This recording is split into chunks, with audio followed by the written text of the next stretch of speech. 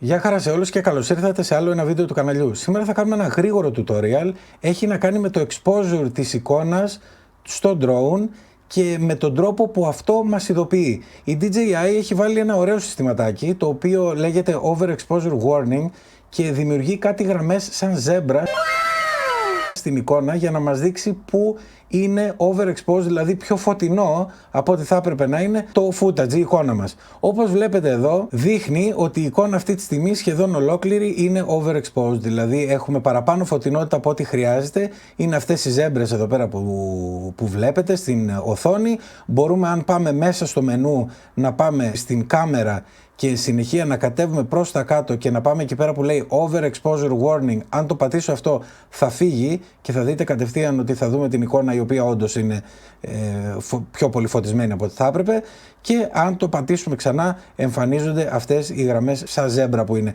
Για να τις βγάλουμε, είτε πηγαίνουμε μέσα στο μενού και κάνουμε αυτή την κίνηση που σας είπα εδώ, Overexposure Warning, και το αφαιρούμε, ή το αφήνουμε για να μας βοηθήσει και πηγαίνουμε, εάν είμαστε σε προ-ρυθμίσεις, γιατί άμα δείτε, άμα το πάω σε auto-ρυθμίσεις, κατευθείαν θα φύγουν, γιατί φτιάχνει απευθείας το shutter speed, το ISO, για να μην είναι overexposed η εικόνα, στο auto mode.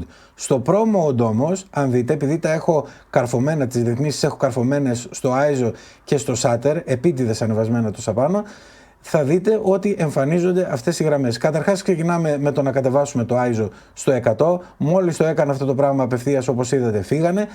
Και εν συνεχεία το shutter speed, άμα το βάλουμε στο αυτόματο, επίσης θα μας το φτιάξει 1/30. Εντάξει, δεν είναι σωστό γιατί είναι αργό, έχουμε 30 frames το δευτερόλεπτο, 1/30 shutter δεν είναι καλό, αλλά περισσότερο θέλω να σας δείξω για αυτές τις γραμμές. Οπότε, εάν αφήσω το shutter speed στο 1/30 και δείτε να αρχίσω να ανεβάζω λίγο το ISO, που σημαίνει ότι, το βλέπετε, αρχίζει σιγά σιγά και δείχνει γραμμές ζέμπρας. Αυτό φαίνεται την ώρα που κάνουμε πτήση, οπότε μπορούμε να κρίνουμε ανάλογα εάν το πλάνο μας είναι σωστό ή όχι. Τώρα, να σας δείξω και κάτι άλλο γρήγορο που έχει να κάνει πάλι με το exposure της εικόνας. Εγώ πλέον δεν χρησιμοποιώ τις γραμμές αυτές, γιατί πάρα πολύ απλά είναι ενοχλητικές στο μάτι μου για όταν τραβάω πλάνα. Απ' την άλλη, εγώ χρησιμοποιώ αυτή εδώ αριστερά το histogram, όπως βλέπετε, που έχει τη γραφική παράσταση, που δείχνει αν η εικόνα μας είναι overexposed ή όχι.